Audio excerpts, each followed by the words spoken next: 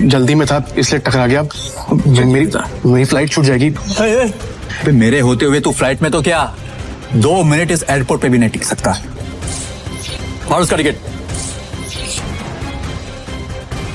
तू होता कौन है मेरी टिकट फाड़ने वाला?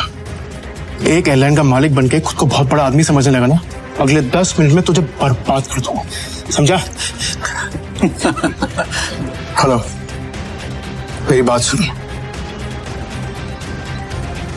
प्रिय यात्रियों, यह सूचित किया जाता है कि प्राइम एयरलाइन की सेवाएं अस्थायी रूप से रोक दी गई हैं। इसके कारण होने वाली असुविधा के लिए हमें खेद है। मतलब ये कोई मामूली आदमी नहीं है, अरे ये बहुत रईस और पावरफुल आदमी है।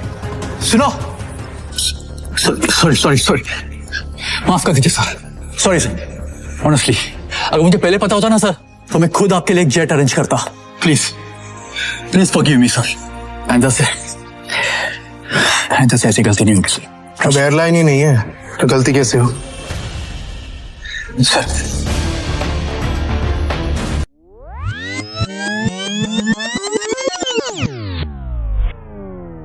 सर मेरी फ्लाइट है यूएस के लिए अगले 30 मिनट में, प्लीज सर। लाओ टिकट दिखाओ सर। टिकट अंदर है मेरे मैनेजर के पास, प्लीज सर। चल, ऐसा नहीं होता टीचर, ये एयरपोर्ट है, कोई बस स्टैंड नहीं कि मुंह उठा के चल दोगे। चलो भाई साहब, हाथ जोड़ो, मेरी फ्लाइट है सर यूएस के लिए 30 मिनट में सर, प्लीज सर। टिकट अंदर है। भिखारी, कपड़े तेरे गंदे हो रहे हैं, चप्पल में तेरे छेद हो रहा है, तो क्या कह रहे थे? तेरी फ्लाइट है आधे घंटे बाद, और वो भी यूएस के लिए। अबे कभी सपने में भी देखा है तूने हवाई जहाज? चल निकल बाहर, चल। मैं आपके आगे हाथ जोड़ता हूँ सर, मेरी फ्लाइट है सर, प्लीज मुझे जाने दीजिए प्लीज। तो ऐसा नहीं जाएगा ना? प्लीज सर, मैं रिक्वेस्ट कर रहा हूँ यहाँ से चल। अरे मार के मोर बना दूंगा तेरा, समझा?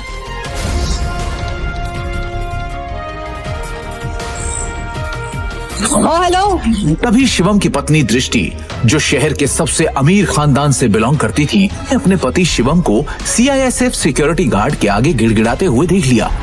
शिवम और दृष्टि सिर्फ नाम के पति पत्नी थे, क्योंकि इनकी शादी दृष्टि के दादाजी ने जबरदस्ती करवाई थी, जिसके बाद शिवम इनके घर में एक नौकर और घर जमाई बनकर रहने लगा।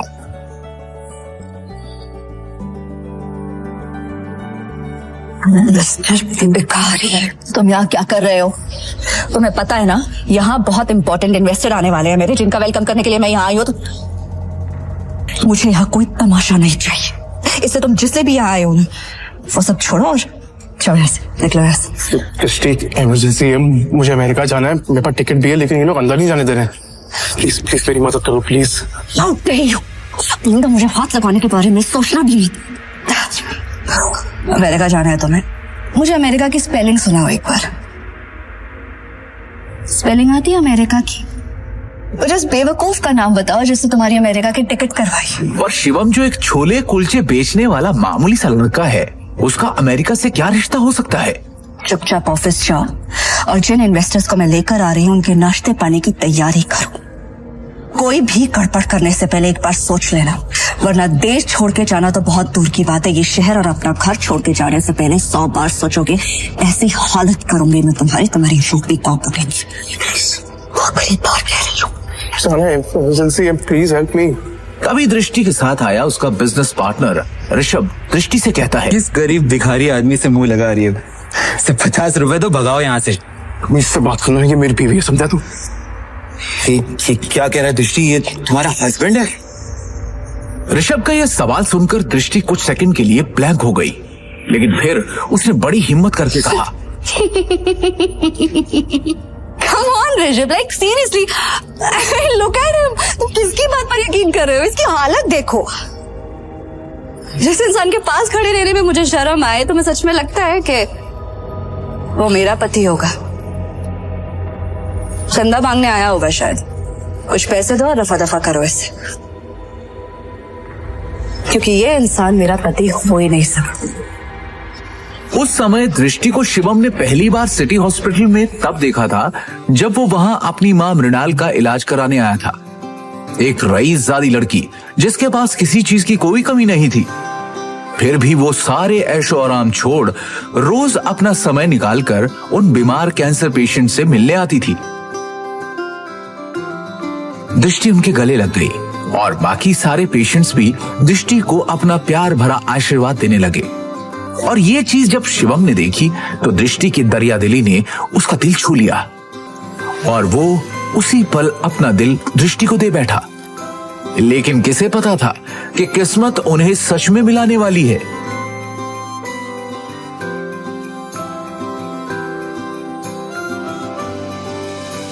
सुन लिया, अब इससे पहले कि मैं मार मार के तेरा मुंह तोड़ दूं तो अपने आप यहां से निकल जा। शिवम अपनी किस्मत पर अंदर ही अंदर रो रहा था। वो यहां से निकलने ही वाला था कि तभी अचानक एक काले रंग की कार एयरपोर्ट के बाहर आकर रुकती है, जिसमें से शहर के बड़े बिजनेसमैन नितिन रायजादा निकलते हैं और उनकी नजर सीधे शिवम पर पड़ती है और वो शिवम को देखते ही उसकी ओर दौड़ते चले जाते हैं। मिस्टर शिवम, हाँ सर, आपने मुझे पहचाना? मिस्टर रायजादा को कौन नहीं जानता था। दृष्टि उन्हें देखते ही पहचान गई थी, पर उन्हें शिवम से बात करता देख दृष्टि और ऋषभ दोनों के होश उड़ गए। मिस्टर रायजादे जैसा बड़ा आदमी उस भिखारी को कैसे जानता है? मैं भी यही सोच रही हूँ। मिस्टर रायजादा ऑलमोस्ट 5,000 करोड़ की प्रॉपर्टी के मालिक है, तो फिर ये इस भिखारी से बात क्यों कर रहे हैं? आई एम श्योर उनका ड्राइवर रहा होगा। हेलो, आप जल्दी आइए, इमीडिएटली।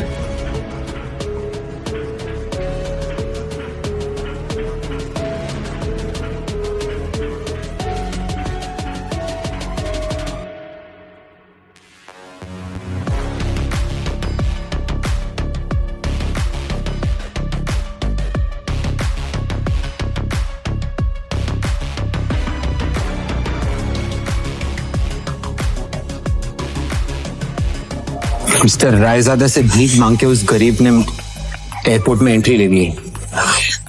पता नहीं वो एयरपोर्ट जाके क्या करेगा। Excuse me, mister Raizada, right? Hi, मैं दृष्टि, नारंग ग्रुप की CEO. Please don't mind me asking, लेकिन अभी अभी आप जिस शख्स से बात कर रहे थे, आप उसे कैसे जानते हैं? मतलब देखने में वो भिखारी लग रहा था, आप उस भिखारी को कैसे जानते हैं? You mean mister Shivam? Are you kidding? आप मिस्टर शिवम को भिखारी कह रही हैं? लगता है आप मार्केट में काफी नई आई है मैडम, वरना ऐसी बकवास नहीं करती। अच्छा, मैं चलता हूँ। दृष्टि सोच में पड़ जाती है कि आखिर मिस्टर रायजादा की बातों का क्या मतलब था। और दूसरी ओर शिवम तेजी से एयरपोर्ट के अंदर भाग रहा होता है कि उसे वहां उसका मैनेजर खड़ा दिखता है। ये रही आपकी यूएस की टिकट, ये रहा आपका फोन, जल्दी से गेट नंबर 3 पर जाइए, आपके पास ज्यादा समय नहीं है, please go. Thank you. Shivam तेजी से वहां से भागते हुए गेट नंबर 3 की तरफ निकल जाता है। वो गेट नंबर 3 पर पहुंचने वाला ही होता है कि उसके सामने अचानक एक आदमी आ जाता है, जिससे वो टकराकर नीचे गिर पड़ता है।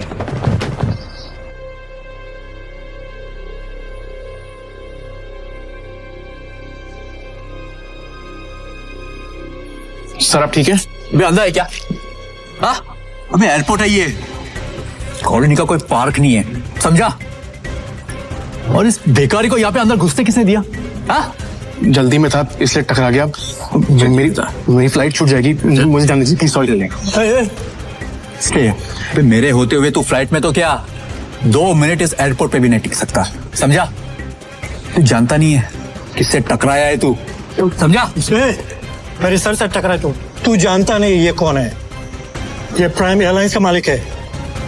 सर मेरी फ्लाइट भी प्राइम एयरलाइंस की है, प्लीज मैं आपसे माफी मांग रहा हूँ, आज भी छोड़ दो प्लीज, कुछ इमरजेंसी है प्लीज। इमरजेंसी है please?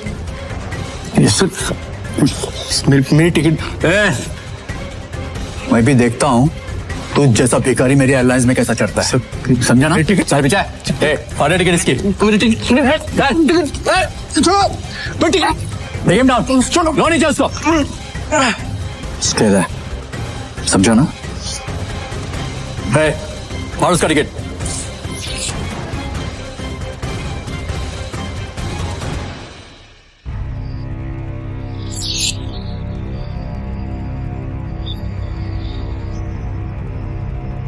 You better watch it, okay? चलो लेट्स गो। जब वो शिवम की यूएस की टिकट के 4 टुकड़े करके उसके मुंह पर फेंकता है, तब शिवम गुस्से में उठता है और उन बॉडीगार्ड्स को जमीन पर गिरा देता है।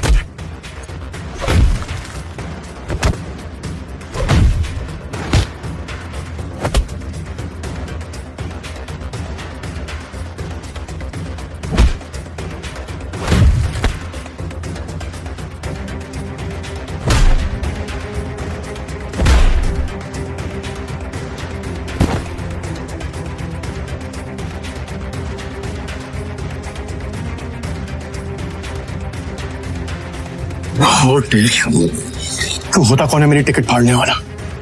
एक एयरलाइन का मालिक बनके खुद को बहुत बड़ा आदमी समझने लगा ना। 10 मिनट, अगले 10 मिनट में तुझे बर्बाद कर दूंगा, समझा? 10 मिनट में बर्बाद करेगा मुझे, वो तो करे ना तुझ में। चल मैं यही खड़ा हूं, दिखा क्या कर सकता है तू। रुको, बहुत देखे ऐसे। हेलो, मेरी बात सुनो, मैं यंग मास्टर बोल रही हूँ।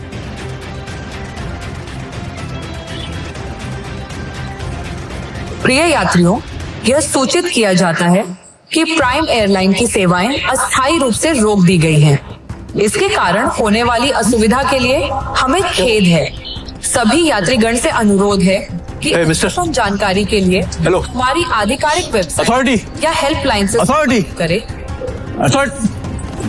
प्रिय बिना यात्रियों, मेरे परमिशन और नोटिस के क्या अनाउंसमेंट कैसी हुई? सर, हमें ऊपर से इमीडिएटली ऑर्डर आया है। अस्थायी रूप से रोक आपका दी लाइसेंस गई। कैंसिल कर दिया गया। इसके कारण होने वाली असुविधा प्राइम एयरलाइंस अब बैन हो चुकी खेद है। है। आपको जो भी बात करनी है सर मिनिस्ट्री में कीजिए। अनुरोध है हेलो। कि अद्यतन हेलो। जानकारी के लिए हमारी आधिकारिक वेबसाइट या हेल्पलाइन से संपर्क करें। कहा था ना, 10 मिनट में तुझे बर्बाद कर दूंगा, तेरी एयरलाइन को बैन कर दूंगा। सड़क पर पहुंचा। तू तो एक मामूली आदमी है यार, प्रिय यात्रियों, और तू ये सब कैसे कर सकता है? किया जाता है कि अरे प्राइम मैं एक करोड़पति आदमी हूँ, अस्थायी पावर है मेरे पास। अरे मेरी एयरलाइंस को बैन करने के लिए प्राइम मिनिस्टर के खुद ऑर्डर्स चाहिए होते हैं। हमें खेद है। सभी इसने बस एक यात्रीगण कॉल करके है कि अद्यतन जानकारी के लिए अभी तो सिर्फ तेरी एयरलाइन बैन। आधिकारिक वेबसाइट या हेल्पलाइन इंडिया में जो तूने फ्रॉड करके एयरलाइन में पैसे जमा किए ना, याद है?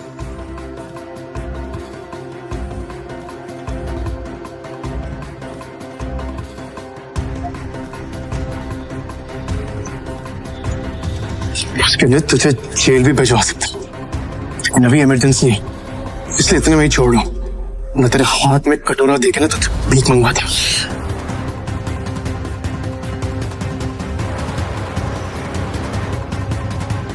सर आपका यूएस पहुंचना बहुत जरूरी है। मैंने आपके लिए प्राइवेट जेट अरेंज कर दिया है, हमें अभी निकलना होगा। Yes sir. Private jet? मतलब ये कोई मामूली आदमी नहीं है, अरे ये बहुत रईस और पावरफुल आदमी है। सुनो, तुम्हारा नाम क्या है?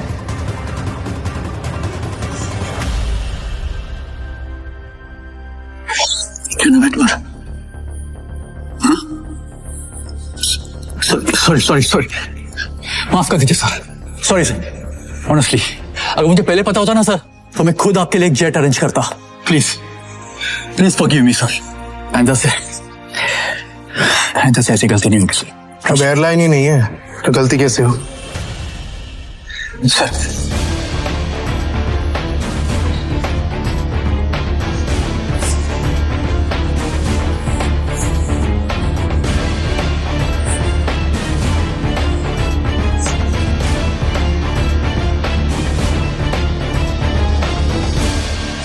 Good morning, sir. Morning. Sir, bag, please. It's all right. Sir, please give me. I'll keep it. Thank you.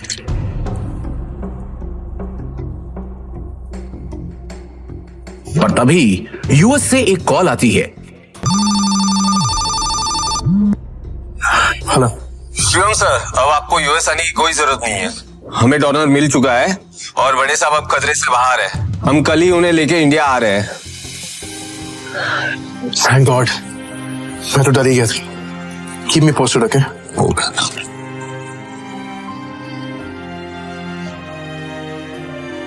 अब शिवम बिना टेंशन के एयरपोर्ट से निकलकर सीधा अपने ससुराल यानी नारंग मेंशन पहुंच गया।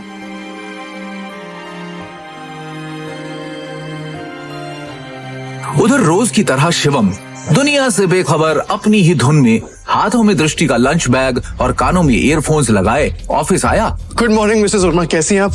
आज का दिन बहुत खूबसूरत है ना? Hello, how are you? यू तो टेंशन क्यों? तू सारा टाइम घर में वर्करों की तरह काम करता रहेगा कि कभी न्यूज भी देखेगा? इतने बड़े बिजनेसमैन का दामाद है और तुझे बिल्कुल खबर नहीं बिजनेस की। सर क्या हुआ कि मुझे मालूम नहीं है। देखते सरकारी टेंडर्स ना मिलने से नारंग इंडस्ट्रीज को बड़ा झटका। वेंटिलेटर पे चल रही नारंग इंडस्ट्रीज को इस 200 करोड़ के टेंडर से बहुत उम्मीदें थी, लेकिन ये टेंडर चला गया कपूर इंडस्ट्रीज के पास। नारंग इंडस्ट्रीज और उसके गिरते हुए शेयर्स को कैसे बचाएगी दृष्टि नारंग? ऋषभ दृष्टि का बिजनेस पार्टनर था। वैसे तो उसे दृष्टि का जीवन साथी बनना था, लेकिन दृष्टि के दादाजी ने मरने से पहले जबरदस्ती दृष्टि की शादी एक सड़क छाप गरीब लड़के शिवम से करा दी थी, जो छोले कुलचे बेचता था। और फिर दृष्टि के दादाजी के गुजर जाने के बाद बिजनेस को संभालने के लिए दृष्टि के पिता अखिल नारंग ने बहुत कोशिश की, लेकिन वो कंपनी को संभाल नहीं सके। तनाव की वजह से उनकी तबीयत पर गहरा असर पड़ा, नुकसान बढ़ता जा रहा था, इसलिए दृष्टि को ये जिम्मेदारी उठानी पड़ी। हालांकि ऋषभ चाहता तो दृष्टि की ये समस्या अपने पापा के दोस्त मिस्टर नारायण से रिक्वेस्ट करके हल करवा सकता था, लेकिन दृष्टि से अपनी सगाई टूटने के बाद उसने फैसला किया कि वो कभी भी दृष्टि की मदद नहीं करेगा। दृष्टि बिल्कुल खामोश बैठी थी। वो हर हाल में इस कंपनी को बचाना चाहती थी। टेंडर ना मिलने की वजह से सारे इन्वेस्टर्स ने अपने हाथ खींच लिए। इनफैक्ट ये देखो, ये बैलेंस शीट, इसमें भी कुछ खास नहीं है। They don't have trust on us any more. अगर ऐसा ही चलता रहा ना तो हमारी कंपनी दिवाला हो जाएगा। नहीं नहीं नहीं नहीं नहीं नहीं नहीं, no, this can not happen. I can't let this happen. ये कंपनी सिर्फ कंपनी नहीं है। दादाजी ने खून पसीने की मेहनत से नारंग ग्रुप ऑफ कंपनीज को खड़ा किया था और इसका परचम सिर्फ हमारे देश में नहीं बल्कि विदेश में भी लहरा रहा है। बहुत मेहनत से दादाजी ने इसे कामयाब बनाया है। हमारी एक गलती की वजह से या कुछ ना कर पाने की वजह से मैं दादाजी की पूरी मेहनत को मिट्टी में मिलने नहीं दे सकती। We have to do something. I can't lose this company. This is not the option. आप सब प्लीज कुछ कीजिए। आपको तो कोई आइडिया होगा ना, कोई सोल्यूशन होगा। समबडी जस्ट फाइंड अ वे। दृष्टि बेटा, तुम्हारे दादाजी के टाइम से हमारे कुछ वफादार एसोसिएट्स थे जिनके साथ हम बिजनेस करते थे, लेकिन उनके निधन के बाद ऋषभ के निर्देश पर हमने उनके साथ डील करना बंद कर दिया। अगर तुम कहो तो उनसे मर्जर की बात की जाए। राजा काका, दैट्स नॉट एन ऑप्शन है। और वैसे भी आज की खबर सुन के मुझे नहीं लगता कोई हमारे साथ मर्जर करेगा। Mohit, let's look at other options. Meanwhile, what can we do? Raja Mauli उर्फ राजा काका दृष्टि के दादाजी के पुराने वफादार थे, लेकिन आज वो सिर्फ नाम के कंपनी एडवाइजर थे। नारंग इंडस्ट्रीज और उसके गिरते। Hello, yes ma'am, yes ma'am, I get the files. अपने एक्सपर्ट से हम जानेंगे दिवालिया हो रही नारंग इंडस्ट्रीज का भविष्य। नारंग इंडस्ट्रीज और उसके गिरते हुए शेयर्स को कैसे बचाएगी दृष्टि नारंग?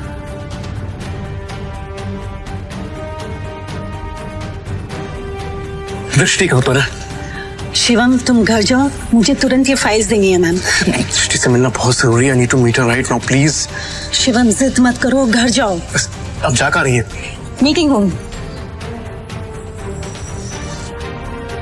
तभी मिसेस वर्मा दरवाजा खटखटाकर एक्सेस कार्ड की मदद से अंदर चली जाती हैं और उनके पीछे पीछे शिवम भी अंदर घुस जाता है। शिवम को इस तरह देखकर सभी लोग हैरान हो जाते हैं। दृष्टि, इस प्रॉब्लम के बारे में कुछ बात करनी है जरूरी, प्लीज। शिवम, इस वक्त नहीं। इस वक्त मैं बहुत ही जरूरी मीटिंग में हूँ और ये मीटिंग इस वक्त मेरे लिए बहुत जरूरी है। 5 मिनट दे दो। इन सब बातों के लिए इस वक्त मेरे पास वक्त नहीं है। प्लीज 5 मिनट इस प्रॉब्लम का सोल्यूशन है। यहाँ मीटिंग चल रही है। मुंह उठा के आ गया साला फटीचर। और वैसे भी कंपनी के मैटर में तेरा कोई लेना, तेरी औकात क्या है? सबसे पहले तो साधवी को यहाँ से निकालो। इसकी वजह से सारी गड़बड़ है। सृष्टि अपनी डिसीजन खुद लो प्लीज। सिक्योरिटी से बाहर फेंको। सर मैं यहाँ संभाल लूंगी, आप मीटिंग में वापस जाइए प्लीज। छोड़ो इसे, छोड़ो। मैडम लेकिन सर ने इन्हें बाहर निकालने को कहा है। छोड़ो इसे, ये कोई चोर है क्या? ये दृष्टि मैम के पति हैं और नारंग इंडस्ट्रीज के घर जमाई। भूल गए क्या तुम लोग? Sorry. Thank you Mrs Verma. जितनी इज्जत आपसे मिलती है उतनी दृष्टि उसकी मॉम से भी नहीं मिलती। Thank you. इस प्रॉब्लम के बारे में कुछ बात करनी है जरूरी, प्लीज। मिसेस वर्मा शिवम को ऑफिस की छत पर ले जाती हैं और उससे पूछती हैं। शिवम। हाँ जी। तुम अंदर क्या बड़बड़ा रहे थे? तुम कंपनी को संकट से बचा सकते हो, कैसे बचा सकता हूँ ये तो आपको अभी नहीं बता सकता, लेकिन आपसे कुछ मदद चाहिए मिसेस वर्मा। कंपनी की कुछ डिटेल्स चाहिए। कैसी डिटेल्स? मुझे शेयर होल्डर्स की, इन्वेस्टर्स की लिस्ट चाहिए और बैलेंस शीट भी देखनी है, उसके बाद ही कुछ कह पाऊंगा। अंदर जो कुछ भी हुआ उसके बाद ऑफिस का कोई भी स्टाफ तुम्हारी मदद करने को तैयार नहीं होगा, लेकिन एक आदमी है जो तुम्हारी मदद कर सकता है अगर तुम उसको मना लो तो ही। कौन? Rajamouli sir. I think he can help you. वो दृष्टि के दादाजी के बहुत करीबी थे, लेकिन जब से ऋषभ आया ना ऑफिस में उसने उनको साइडलाइन कर दिया। वो ना चेन स्मोकर है, तो वो हर एक घंटे आते हैं यहाँ पे सिगरेट पीने। तुम उनका इंतजार करो और कोशिश करो उनसे बात करने की।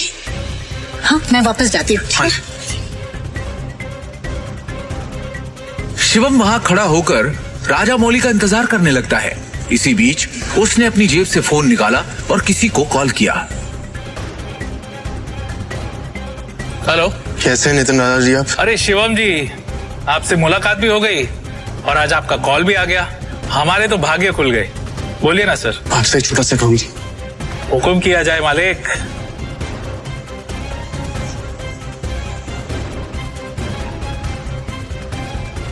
आप जल्दी से डिटेल्स बता करके मुझे कॉल कीजिए। जी रखता हूँ, बाय।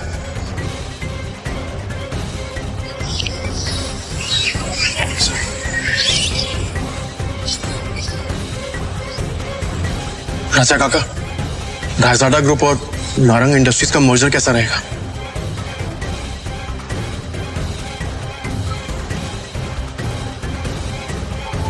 रायजादा, तुम इनके बारे में कैसे जानते हो? ये तो हमारे पुराने बिजनेस एसोसिएट्स थे। तुम्हें क्या पता इनके बारे में?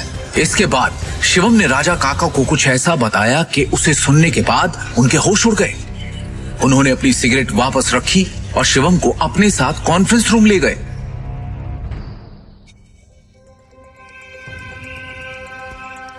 ये गरीब फटीचर अब तक यहाँ है। अपनी भाषा पे नियंत्रण रखो। दृष्टि बेटी, हमें शिवम की बात को सुनना चाहिए कि वो कहना क्या चाहता है। इसके पास एक योजना है। योजना? सड़क छाप। जितनी तुम्हारी उम्र है ना, उससे ज्यादा एक्सपीरियंस मुझे इस कंपनी में काम करने का हो चुका है। इस सब नोक झोंक के बीच दृष्टि गहरी सोच में थी।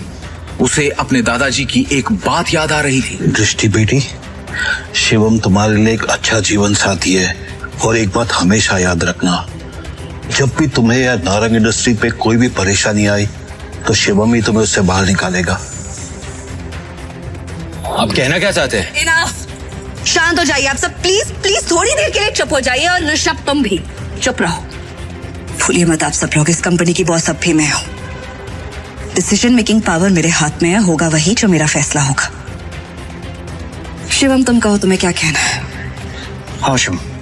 जी क्या बैठा? सबसे पहले मुझे कंपनी के शेयर होल्डर्स और इन्वेस्टर्स की लिस्ट चाहिए और बैलेंस शीट भी देखनी है, उसके बाद ही कुछ कह पाऊं। दृष्टि, ये बहुत ज्यादा हो रहा है। हम ऐसे ही किसी को अपनी कंपनी की डिटेल्स शेयर नहीं कर सकते। लैपटॉप दो सर। प्लीज। चलो दृष्टि, तुम ये बात ऋषभ, भूलो मत तुम्हारी बॉस का पति है जिसके बारे में तुम ऐसे बात कर रहे। अगली बार तमीज का इस्तेमाल जरूर करना। 2 साल में पहली बार शिवम ने दृष्टि को उसके लिए लड़ते हुए देखा। दृष्टि की बात सुनते ही उसका सीना चौड़ा हो गया। Shivam, you continue.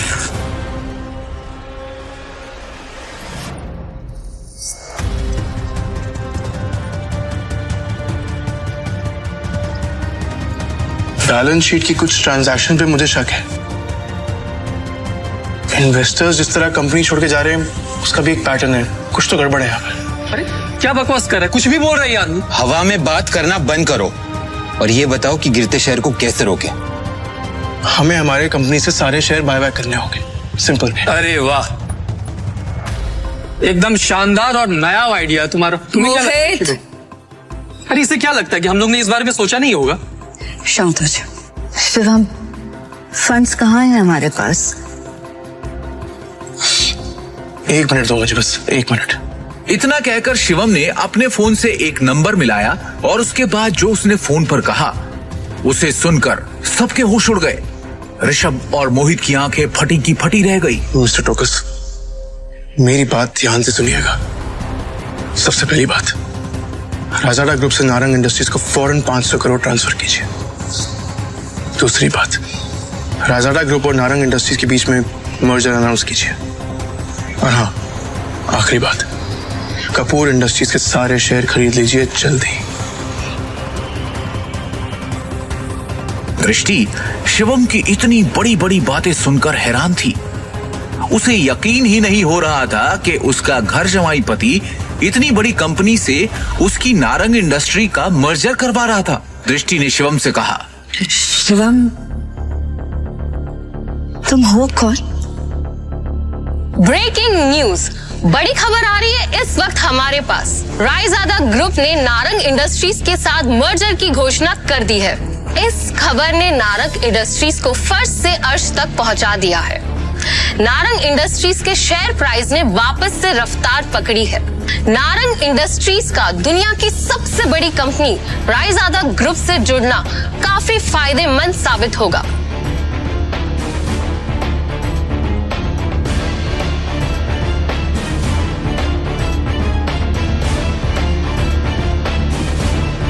क्या दृष्टि को मिलेगा शिवम से अपने सवाल का जवाब?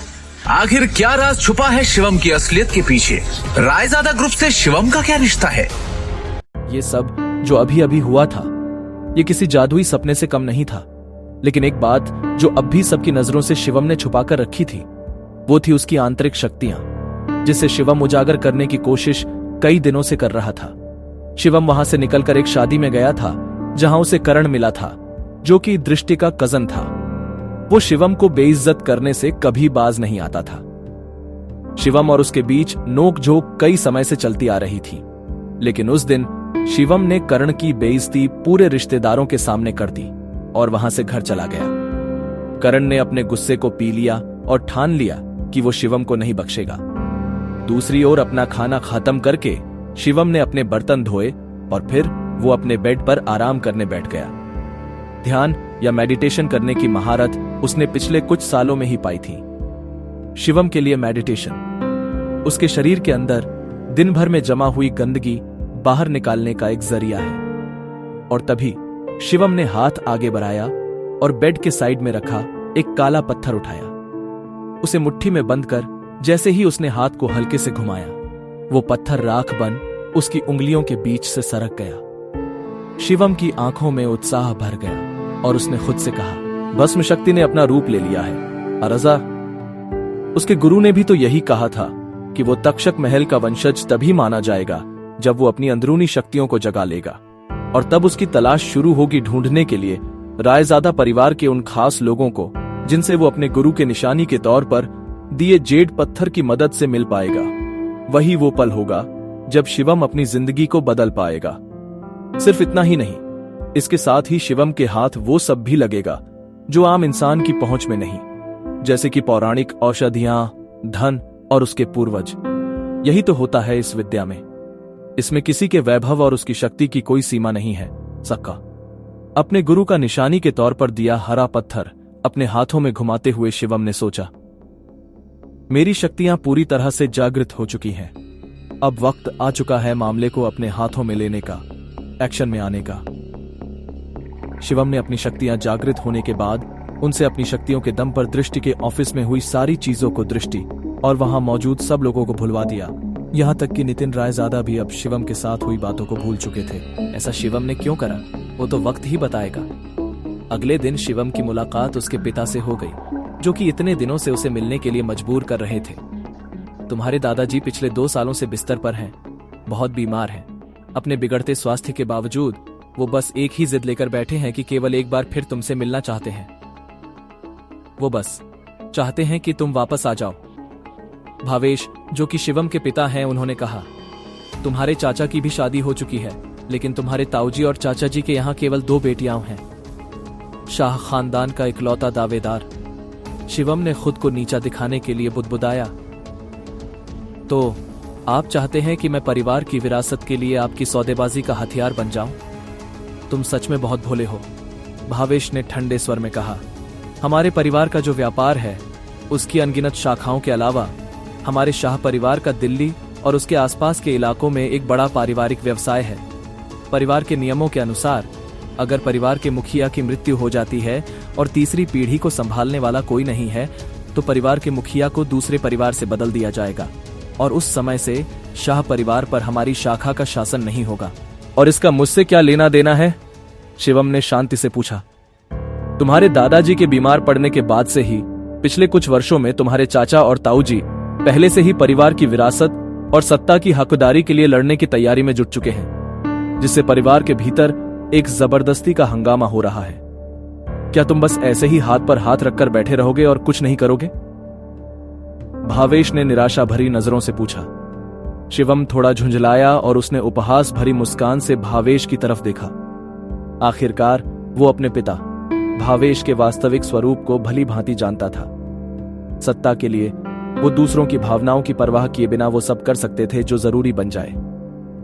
शिवम, तुम खुद ही सोच कर देखो कि क्या तुम वाकई में इस छोटे से नारंग परिवार में रहना चाहते हो और जिंदगी भर इस तरह अपमानित होना चाहते हो?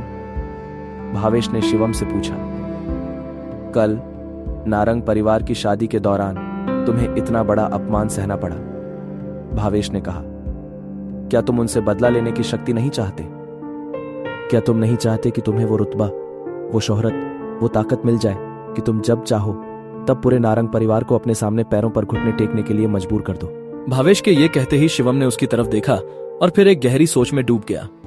भावेश ने अपने चालाक स्वभाव का इस्तेमाल कर शिवम से अनुनय किया, लेकिन इसके बावजूद भी शिवम ने सिर्फ अपना सिर हिलाया और कुछ नहीं कहा। मुझे पता है कि तुम मुझसे अपने दिल की गहराई से नफरत करते हो। तुम चाहो तो जीवन भर मुझसे नफरत कर सकते हो और मुझे अपने पिता के रूप में स्वीकार नहीं करना चाहते हो तो वो भी मत करो। भावेश ने गंभीरता से कहा, केवल एक चीज है जो तुम्हें करने की जरूरत है, वो है शाह परिवार में वापस आना और अपने दादा को पहचानना। फिर तुम शाह परिवार से वो लेने में सक्षम हो जाओगे जो तुम चाहते हो और उस शक्ति के साथ तुम जो चाहो वो कर सकते हो। दिखने में इतनी सिंपल सी शर्त है, पर ये एक बहुत बड़ा मौका है जो तुम्हारे लिए शोहरत और ऊंचाइयों के सारे रास्ते खोल देगा। क्या तुम अब भी इसे स्वीकार करने को तैयार नहीं हो? शिवम ने स्पष्ट रूप से कहा, मुझे आपकी सहायता की कोई जरूरत नहीं है। मैंने वास्तव में तब तुम्हारे और तुम्हारी मां के साथ गलत किया था, लेकिन अगर तुम मेरी जगह होते तो शायद तुम भी ऐसा ही करते। एक आदमी जीवन में सब कुछ खो सकता है, हालांकि केवल एक चीज जो उसे नहीं खोनी चाहिए वो है वो शक्ति जो उसके हाथों में है। शिवम ने अपना सिर हिलाया और बेहद निराशा में आह भरी। पूरे 1 दशक के बाद भी भावेश को अभी भी उसने उसके और उसकी मां के साथ जो किया उसके लिए किसी प्रकार का पछतावा या अपराध बोध महसूस नहीं हो रहा था। शिवम ने खड़े होकर जाने से पहले कहा, मैं वापस जाने और अपने दादाजी से मिलने का समय चुनूंगा। हालांकि शाह परिवार के मामले का मुझसे कोई लेना देना नहीं है। ठीक है, तुम जा सकते हो। मैंने तुम्हें पहले ही शर्तें बता दी है और तुम्हारे जवाब का इंतजार रहेगा। मुझे पता नहीं क्यों ये यकीन है कि तुम अंत में अपना विचार बदल दोगे। हाँ, आपने जो कहना है या करना है वो कीजिए। नोएडा सिटी, पूर्वी जिला, रायजादा ग्रुप बिल्डिंग। इमारत के प्रवेश द्वार पर पहुंचकर शिवम गेस्ट हॉल में चलने के लिए आगे बढ़ा। सर, क्या मैं पूछ सकती हूं आप किसे ढूंढ रहे हैं? रिसेप्शनिस्ट ने विनम्रता से पूछा। मैं आपके डायरेक्टर नितिन रायजादा से मिलने आया हूं, शिवम ने शांति से कहा। आप डायरेक्टर रायजादा से मिलने आए हैं? क्या आपके पास अपॉइंटमेंट है? उस रिसेप्शनिस्ट ने फिर पूछा। कैजुअल स्ट्रीट वियर टाइप के कपड़े पहने शिवम किसी ऐसे व्यक्ति की तरह नहीं दिख रहा था जिसके पास डायरेक्टर नितिन रायजादा जैसे बड़े आदमी से बात करने की योग्यता भी हो। मिलना तो दूर की बात थी। आप उन्हें सिर्फ मेरा एक मैसेज दे दीजिए और जैसा मैं कह रहा हूं बिल्कुल आप वैसा ही उनसे कहिए। उन्हें बताइए कि मैं चेतन आनंद रायजादा का दोस्त हूं। ठीक है, आप प्लीज कुछ देर वेट कीजिए। भवन के दूसरी ओर डायरेक्टर के ऑफिस में एक असाधारण स्वभाव वाला एक मध्यम आयु वर्ग का व्यक्ति कुछ डॉक्यूमेंट्स और फाइल्स की जांच कर रहा था। कम इन। अनुमति मिलने के बाद एक युवा पुरुष सेक्रेटरी ऑफिस के अंदर आया और उसने नर्म तरीके से सम्मानपूर्वक कहा, डायरेक्टर सर, फ्रंट डेस्क से मैसेज आया है कि कोई आपको ढूंढ रहा है। Front desk? दिन के इस वक्त मेरा कोई अपॉइंटमेंट नहीं है ना? देखो, वो जो कोई भी है, मुझे नहीं अपने लिए परेशानी ढूंढ रहा है शायद, और इसके लिए तुम्हें यहाँ आने और हर वो इंसान जो मुझसे यहाँ मिलने आए उसके बारे में मुझे बताने की जरूरत नहीं है, समझे?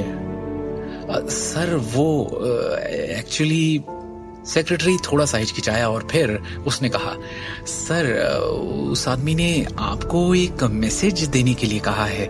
उसने कहा है कि वो किसी चेतन आनंद रायजादा का दोस्त है। मुझे लगा शायद आपका कोई फैमिली मेंबर है या कोई रिश्तेदार जो आपको ढूंढते हुए आया है, इसीलिए सर मैं रिपोर्ट करने आ गया।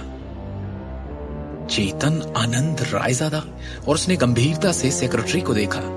आखिरकार चेतन आनंद रायजादा उसके दादा और दिल्ली के मशहूर रायजादा परिवार के पितामह थे।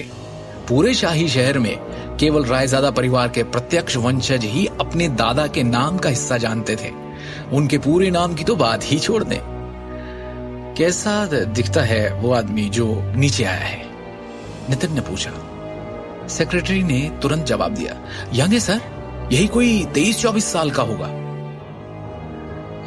उसे इसी वक्त पूरे सम्मान के साथ यहाँ मेरे ऑफिस में लेकर आओ। नितिन ने थोड़ा कंफ्यूज्ड स्टेट में सेक्रेटरी को ऑर्डर दिया। 5 मिनट बाद शिवम को सेक्रेटरी द्वारा 36वीं मंजिल पर डायरेक्टर के कार्यालय में लाया गया और जैसे ही शिवम ऑफिस के अंदर आया वो नितिन के सामने एकदम भरकर बैठ गया। उस अधेड़ उम्र के व्यक्ति जो उस कंपनी का डायरेक्टर है, उसने उसे गंभीर भाव से देखा। क्या मैं पूछ सकता हूं आप कौन हैं सर? क्या आप इसे पहचानते हैं? शिवम ने वो हरा जेड पत्थर जो उसे निशानी के तौर पर गुरुजी से मिला था उसे निकालते हुए कहा। उस जेड पत्थर की सतह को जटिल पैटर्न के साथ उकेरा गया था जबकि चरित्र रायजादा को केंद्र में अंकित किया गया था। ये तो... नितिन ने हैरान भाव से उस हरे पत्थर को देखा। उसका दिमाग अभी भी अस्पष्ट था और उसमें हजारों सवाल थे। ये जेड शहर के रायजादा परिवार से किसी की पहचान और कनेक्शन का प्रतीक है। ऐसे केवल कुछ ही पत्थर तैयार किए गए थे, यहाँ तक कि खुद नितिन के पास ऐसा एक भी नहीं था। अब कृपया एक क्षण प्रतीक्षा करें, तब तक मैं आनंद जी को आमंत्रित करता हूँ, नितिन ने सम्मानजनक स्वर में कहा। इस युवक को नाराज करने की हिम्मत नहीं थी उसमें, जो अभी भी उसके लिए एक राज था। शिवम ने हाँ में सर हिलाया। कुछ ही समय बाद नितिन सफेद बालों और दाढ़ी वाले एक बूढ़े व्यक्ति उनके साथ ऑफिस में लौटा। नितिन थोड़ा पीछे हुआ और वो आगे आए। नितिन सिर्फ बिजनेस के प्रबंधन का प्रभारी था। दूसरी ओर उसके परिवार के रहस्यों से संबंधित अन्य सभी मामलों को आनंद जी द्वारा नियंत्रित किया जाता था, जिसे नितिन के पिता ने भेजा था। वो बूढ़ा करीब 60 की उम्र का होगा, लेकिन उनकी चाल में सर्प जैसी तेजी थी। इसके अलावा उनकी तेज आंखें जोश से भरी थी, जबकि उनके शरीर में उच्च आत्माओं का उत्सर्जन था। शिवम के हाथ में जेड टोकन को करीब से देखते हुए बूढ़े ने एक सांस लेने से पहले अविश्वास में देखा और अपना परिचय दिया। मैं हूं जतिन आनंद। क्या मैं आपका शुभ नाम जान सकता हूं sir? Shivam. Brother Shivam Raizada group के लिए जेड टोकन लाए हैं। मुझे माफ करें, लेकिन क्या मैं आपकी पहचान का परीक्षण कर सकता हूं? जरूर। शिवम ने हाँ में सिर हिलाया। जतिन को एक नजर देखते ही शिवम बता सकता था कि वो एक साधारण बूढ़ा आदमी नहीं था। इसे देखकर एक बात तो साफ थी कि जतिन आनंद तक्षक विद्या की दुनिया में एक विशेषज्ञ थे।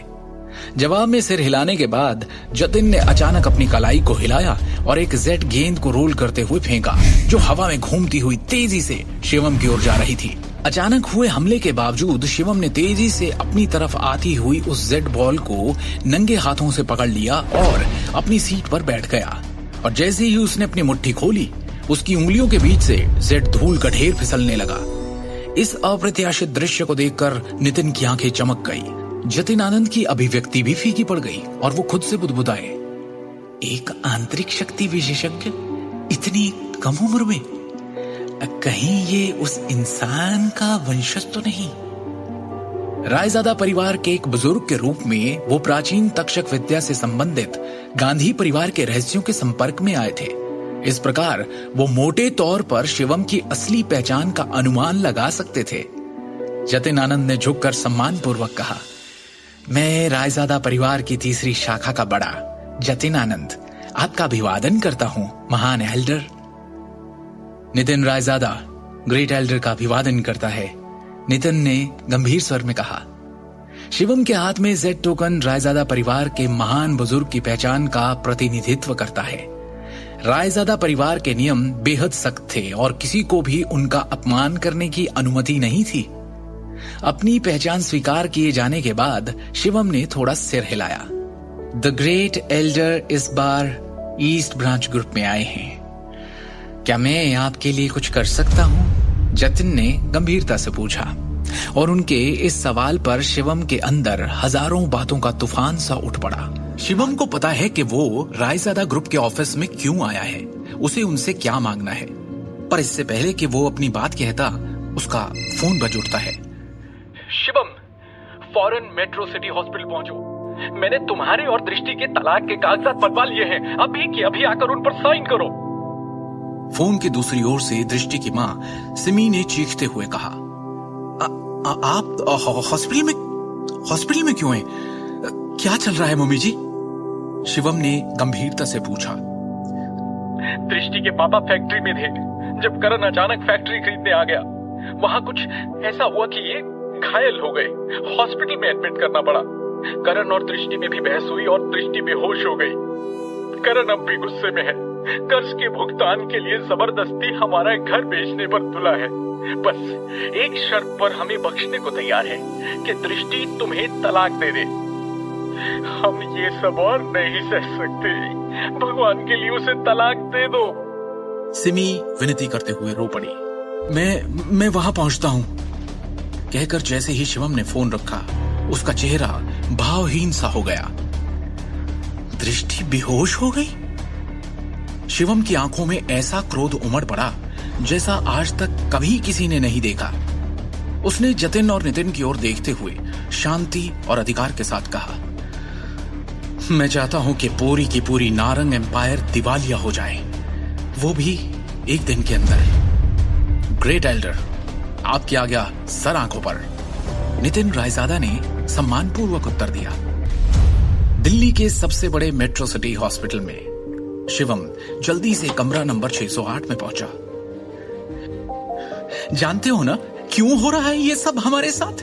क्योंकि तुमने करण के साथ बदतमीजी की। सिमी शिवम की ओर उंगली उठाकर गुस्से में बोलती जा रही थी। अरे क्या जरूरत थी? पंगा उसके साथ करने की सोची जाती है जो आपके बराबर की हैसियत का हो। तुम क्यों अपनी हैसियत भूल जाते हो बार बार? क्यों जलील किया करण को पार्टी में? इल्जामों की इस बौछार में भी शिवम चुप रहा। उसने बस अस्पताल के बिस्तर की ओर देखा। बिस्तर पर लेटे हुए उनके ससुर अखिल नारंग थे। आपको चोट कहां लगी? शिवम ने चिंतित स्वर में पूछा। घाव अंदरूनी है, घबराने की बात नहीं, अखिल ने दर्द भरी आवाज में कहा। शिवम की आंखों में अपने लिए चिंता देखकर दृष्टि बोल पड़ी। मैं ठीक हूं। पापा की मजदूरों से बहस हो गई, उन्हें पीटा गया। ये तो अच्छा हुआ किसी तरह उन्होंने अपना बचाव कर लिया। हालांकि शिवम का दिल गुस्से से भर गया था। उसने ये पूछने से पहले खुद को शांत किया। फैक्ट्री में एग्जैक्टली हुआ क्या था? दृष्टि इस बारे में बात नहीं करना चाहती थी। उसने बस एक भारी सांस भरी। पता नहीं करण को फैक्ट्री के लेनदारों के अधिकार कैसे मिले, या फिर वो कब कैसे सबसे बड़ा लेनदार बन गया। वो मजदूरों को फैक्ट्री की सारी मशीन तोड़ने फोड़ने के लिए उकसाने लगा। मैंने और दृष्टि ने उसे समझाने की कोशिश की, पर वो हंसता रहा हम पर। फैक्ट्री की सारी मशीन्स उठवा ली उसने। फैक्ट्री खत्म हो गई, घर भी जल्दी ध्वस्त हो जाएगा। बहुत निर्दयी हैं वो लोग, और हम क्यों उनका निशाना बने? सिर्फ तुम्हारी वजह से शिवम, सिर्फ तुम्हारी वजह से। बोला उसने कि वो तुम दोनों का तलाक चाहता है। मैंने तो हां कर दी है। अब तुम में थोड़ी शर्म है तो साइन कर दो इन पेपर्स पर। सिमी ने निर्दयता से कहा। बस करो सिमी। बिस्तर पर लेटे हुए अखिल ने गहरी आवाज में कहा। हर बात का दोष शिवम को देना बंद कर दो। ये सब जिसके कारण हो रहा है वो मैं हूं जो अपना परिवार संभालने में सक्षम नहीं है। वो मेरे भाई का बेटा है जो हमें हंसी का पात्र बनाने के लिए हमें बर्बाद करने पर तुला है। इस बार मैं अपनी बेटी की बात सुनूंगा। अगर सबसे खराब स्थिति आती है तो हम उसे घर और कारखाना दे देंगे और दिल्ली शहर से बाहर चले जाएंगे। कम से कम हमें उनके चेहरे तो नहीं देखने होंगे। ये सुन सिमी भी खामोशी में डूब गई। अरे वाह, पूरा परिवार एक साथ। शिवम। कमरे के बाहर से हंसी की आवाज आई। करण यहां भी आ गया। आपने मेरे सुझाव के बारे में क्या सोचा? पांचवी चाची, पांचवे अंकल? करण ने उन्हें और भड़काने के लिए उद्देश्यपूर्ण ढंग से अपने शब्दों को लंबा खींचा। अगर मैं आज आपके बचाव में नहीं दौड़ा होता तो वो वर्कर्स तो आपकी जान ही ले लेते, है कि नहीं? एक तो खुद तुमने ये सब करवाया और अब हीरो बनने आ गए हो। बंद करो ये ढोंग करण। करण की बातों से तंग आकर दृष्टि फट पड़ी। करण की चालाक अभिव्यक्ति उनमें से कोई बर्दाश्त नहीं कर पा रहा था। अरे यार, आप लोग दया के लायक हो ही नहीं। ऐसे लोगों को पता है क्या कहते हैं? थैंकलेस। करण ने आह भरते हुए कहा। मैं चाहता था कि अखिल अंकल के सारे कर्जे बाहर के बाहर निपट जाएं। क्या यह तरीका सही नहीं था उन्हें सेव करने का? मेरी जगह कोई और होता तो शायद आज ये जिंदा भी नहीं होते। करण ने कोमल स्वर में कहा। मैं तो बस मदद करने की कोशिश कर रहा हूं। मुंह बंद करो और दफा हो जाओ यहां से करण। दृष्टि गुस्से में कांपती हुई चिल्लाई। मैं दफा हो जाऊं? फिर ये मत कहना अखिल अंकल कि मैंने आपके परिवार को एक मौका नहीं दिया। अरे आपको तो एहसान मानना चाहिए, पर आप मानते नहीं। इसलिए मैं कल ही लेनदारों के अधिकार जारी कर दूंगा। बर्बाद हो जाएंगे आप सब। लोन शार्क्स तब तक आपके पीछे रहेंगे जब तक आप जिंदा हैं। क्या आप बकवास कर रहे हो? फैक्ट्री, घर और गहने गिरवी रखवा कर हम अपने सारे कर्जे चुका सकते हैं। क्यों पीछे पड़ेंगे लेनदार हमारे? दृष्टि ने सवाल किया तो करण ने गर्व से भरी मुस्कान दिखाते हुए कहा। उस घटिया ज्वेलरी प्रोसेसिंग फैक्ट्री के सभी उपकरण टूट गए हैं। एक कौड़ी की औकात नहीं, उसको गिरवी कहां रखोगे? इसके अलावा तुम लोगों को अभी भी साइट के किराए का हिसाब देना होगा। अगर इसे ठीक से नहीं सुलझाया तो अखिल अंकल पर धोखाधड़ी का आरोप भी लगाया जा सकता है, और हाँ, जेल भी हो सकती है। बोल लिया जो बोलना था, अब निकलो यहां से। शिवम ने करण को भाव शून्यता से देखा। करण चिल्लाया और अचानक गुस्से में आकर अपनी हथेली की मुट्ठी बनाकर शिवम के चेहरे की तरफ जैसे उड़ाई।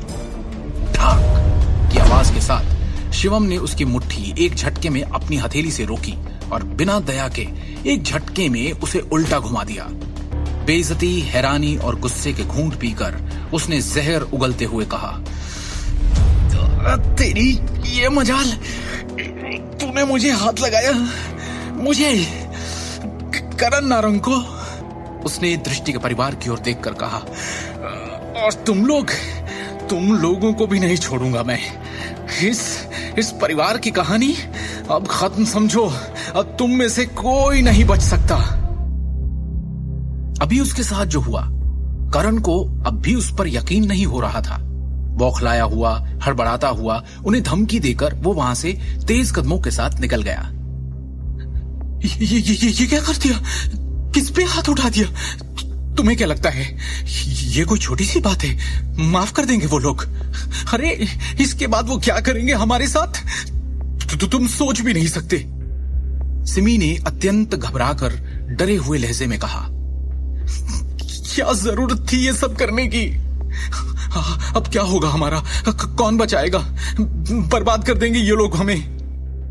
मैं इस मामले को अच्छी तरह से संभाल लूंगा, इसीलिए आपको अब और चिंता करने की जरूरत नहीं है। शिवम ने स्पष्ट शब्दों में आत्मविश्वास के साथ पूरे परिवार से कहा, करण या उसके परिवार वाले हमारा कुछ नहीं बिगाड़ पाएंगे। क्या कर लोगे तुम? क्या तुम इस लायक हो? सिमी ने एक ठंडी मुस्कान के साथ व्यंग्यात्मक लहजे में कहा, तुम्हारी तो इतनी हैसियत भी नहीं कि। उस समय शिवम ने सिमी की तरफ अपनी भावहीन निगाहें घुमाई और उसके शब्दों को चुप कर दिया। उसकी आंखों से जैसे सिमी की आंखें मिली, उसे ऐसा लगा जैसे शिवम आज पूरी तरह से एक अलग इंसान बन गया है। वो कांप गई। उसे डांटने के लिए जबान खोली थी, पर अब उसकी बोलती खुद ही बंद हो गई। शिवम ने दोबारा दृष्टि की ओर नम्रता के साथ देखा और प्यार से उसे आश्वस्त किया, फिक्र मत करो दृष्टि, अब कुछ बुरा नहीं होगा, मैं हूं ना तुम्हारे साथ। हालांकि दृष्टि को समझ नहीं आ रहा था कि क्या हो रहा है, फिर भी उसने अपने दिल में एक बड़ी गर्मजोशी महसूस की। शिवम ने धीरे से उससे पूछा, भरोसा है ना मुझ पर? इस सटीक क्षण में उसने पहली बार ऐसा महसूस किया कि वो उस पर भरोसा कर सकती है। हाँ है, उसने कहा और जवाब में सिर हिलाया। शिवम के करण पर हाथ उठाने का क्या अंजाम भुगतेगा दृष्टि का परिवार, या फिर शिवम सच में उन्हें बचा लेगा? क्या अपनी तक्षक विद्या का इस्तेमाल करने के लिए ये शिवम का पहला मकसद होगा? क्या अब नारंग परिवार शिवम का अलग रूप देखेगा? नारंग ज्वेलरी ग्रुप की इमारत की हर मंजिल पर आज एक असामान्य उथल पुथल थी। कर्मचारियों में अफरा तफरी मची थी। क्या चल रहा है? कॉरपोरेशन में इतनी अफरा तफरी क्यों है? बड़े भाई साहब, क्या है ये सब? मैं गोल्फ खेल रहा था, अचानक एक के बाद एक हमारे कई बड़े क्लाइंट्स के कॉल्स आने शुरू हो गए कि वो नारंग ग्रुप के साथ अपनी डील रद्द करना चाहते हैं। इसके सिवा और तो कोई वजह नहीं है कि हमारी कॉरपोरेशन अचानक इस तरह से लड़खड़ा जाए। अचानक नारंग परिवार के सबसे बड़े भाई और नारंग ग्रुप के डायरेक्टर अमिताभ नारंग ने सभी का ध्यान अपनी ओर आकर्षित करने के लिए जोर से खांसी की। सब लोग बहस करना बंद करें, पहले बिजनेस की बातें करें। इस तरह की समस्या को हल करने का हमेशा एक तरीका होगा। अमिताभ नारंग के चेहरे पर आज अलग ही भाव थे। जब से उन्होंने नारंग ग्रुप के डायरेक्टर का पद संभाला, तब से कॉरपोरेशन बिना किसी रुकावट, गिरावट या बिना किसी नुकसान के सुचारू रूप से चलती आ रही थी, क्योंकि इससे पहले कभी किसी ने ऐसी हिला देने वाली स्थिति का सामना नहीं किया था। जैसे ही बैठक कक्ष तुरंत शांत हुआ, सभी ने चिंतित भावों से अमिताभ नारंग को देखा और उनके बोलने का इंतजार करने लगे। डायरेक्टर सर, आपने जिन डेटा की कैलकुलेशन मांगी थी वो आ गई है। हमारे कितने बड़े और पुराने क्लाइंट्स ने आज के आज हमारे साथ कॉन्ट्रैक्ट खत्म कर लिया है, अब बताओ मुझे। डायरेक्टर सर, आंकड़ों के अनुसार हमारे नारंग ग्रुप के शेयर्स में आज 30% से अधिक की गिरावट आई है और पहले ही क्रैश हो चुके हैं। इससे छोटे शेयरधारक घबरा गए हैं और अपने शेयर्स तुरंत वापस लेने का अनुरोध कर रहे हैं। अब इसके अलावा 1 दर्जन से भी ज्यादा शहरों में हमारी ज्वेलरी के सेल्स चैनल आज काट दिए गए हैं और हमें हमारे सारे कॉन्ट्रैक्ट्स खत्म करने के लिए फोर्स किया गया है। इन सब के अलावा ईस्टर्न प्रांत की ज्वेलरी और उससे जुड़ी हुई 20 से भी ज्यादा कंपनीज, ज्वेलरी कॉमर्स एसोसिएशन और जनरल चैम्बर ऑफ कॉमर्स ने संयुक्त रूप से सार्वजनिक रूप से घोषणा की है कि वो हमारे नारंग ग्रुप का सहयोग नहीं करेंगे।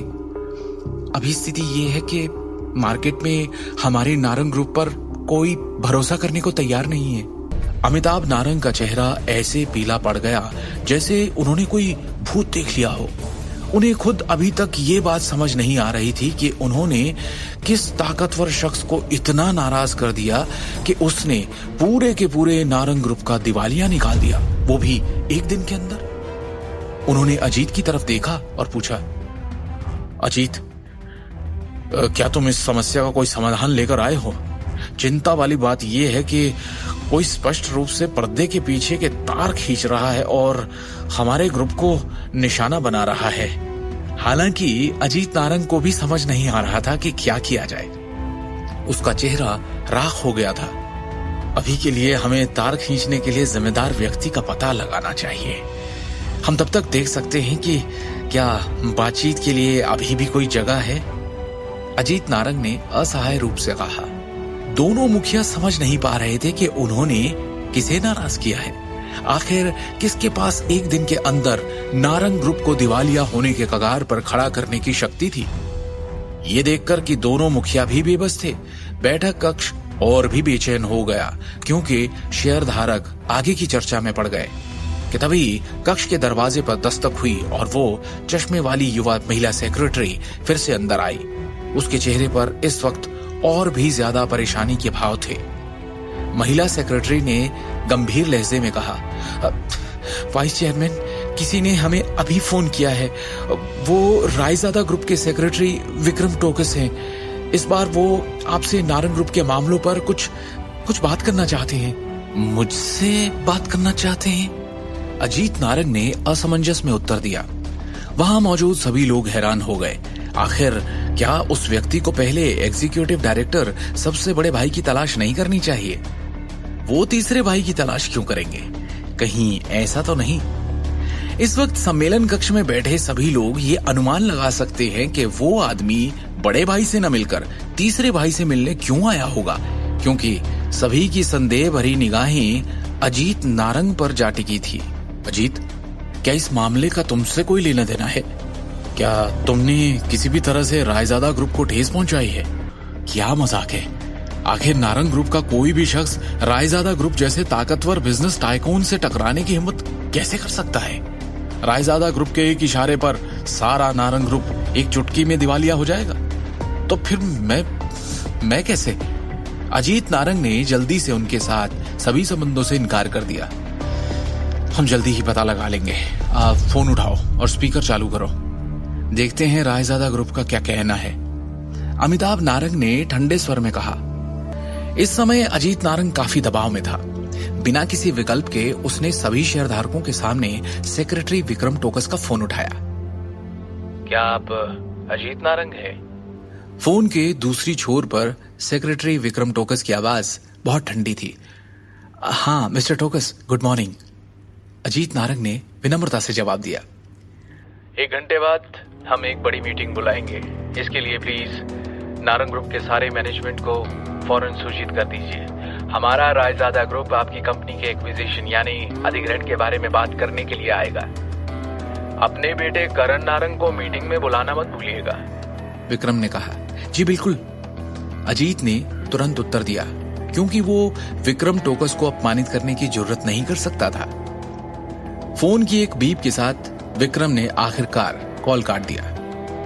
अजीत नारंग, उसका चेहरा पीला पड़ गया। अपने बेटे का नाम सुनने के बाद उसे एक बड़ी बेचैनी महसूस हुई। कॉल खत्म होने के बाद वहां मौजूद सभी शेयरधारकों ने अजीत नारंग को और भी अधिक शत्रुता और संदेह की दृष्टि से देखा। चूंकि मामला अर्जेंट है, हम एक बार में ही बैठक बुलाएंगे। कंपनी के पूरे मैनेजमेंट को सूचित किया जाए और रायजादा परिवार के लोगों के आने का इंतजार करें। अमिताभ नारंग ने गंभीर स्वर में कहा। 3 घंटे बीत गए। बैठक कक्ष में माहौल बेहद तनावपूर्ण हो गया था, क्योंकि सभी घबरा कर इंतजार कर रहे थे। मिस्टर नारंग, क्या हमें फोन नहीं करना चाहिए? वो आ भी रहे हैं कि नहीं? शेयर धारकों में से एक से अब इंतजार नहीं हो रहा था। अनुभव था ही इतना कष्टदायक।